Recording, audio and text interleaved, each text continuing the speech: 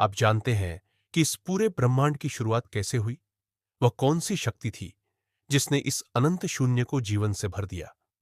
महाशिव पुराण की रुद्र संहिता हमें उस परम रहस्य के दर्शन कराती है जहां से हर रचना और हर संहार का उद्गम होता है। यह कथा है उस परम सत्ता की जिसे हम सदाशिव कहते हैं। सृष्टि के आरंभ में जब न कोई ग्रह था, न नक्षत्र, न कोई दिशा, बस एक गहरा और अनंत अंधकार था। उस अंधकार में एक ही सत्ता थी जिसे न कोई देख सकता था, न समझ सकता था। उसी परम शक्ति ने अपनी इच्छा से एक साकार रूप धारण किया। यही स्वरूप था सदाशिव का, जो सभी रूपों के जनक है। सदाशिव अकेले नहीं थे। उन्होंने अपनी ही शक्ति से आदिशक्ति को प्रकट किया। आदिशक्ति, जिन्हें प्रकृति और दुर्गा भी कहते हैं, सभी जीवों की माता है। उनका प्राकट्य ऐसा था मानो प्रकाश और ध्वनि एक साथ मिलकर एक नया अस्तित्व बन गए हों।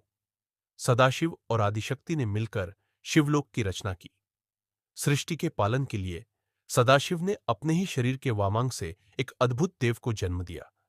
एक गहरा नीला प्रकाश प्रकट हुआ और उसने एक स्वरूप धारण किया।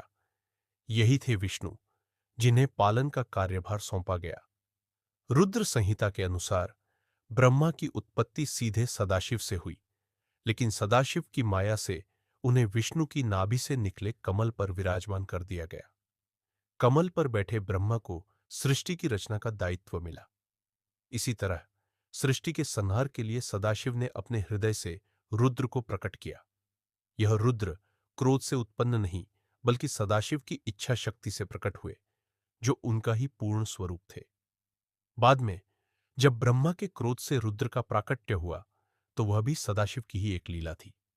इस प्रकार महाशिव पुराण हमें यह सिखाता है कि ब्रह्मा, विष्णु और रुद्र तीनों ही एक ही परम सत्ता सदाशिव के अलग अलग रूप है।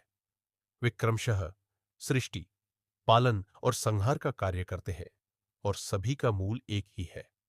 तो दोस्तों, यह थी महाशिव पुराण की रुद्र संहिता पर आधारित त्रिदेवों के जन्म की अद्भुत कथा। यह कहानी हमें सिखाती है कि परम सत्ता की इच्छा शक्ति ही इस पूरे ब्रह्मांड को चलाती है।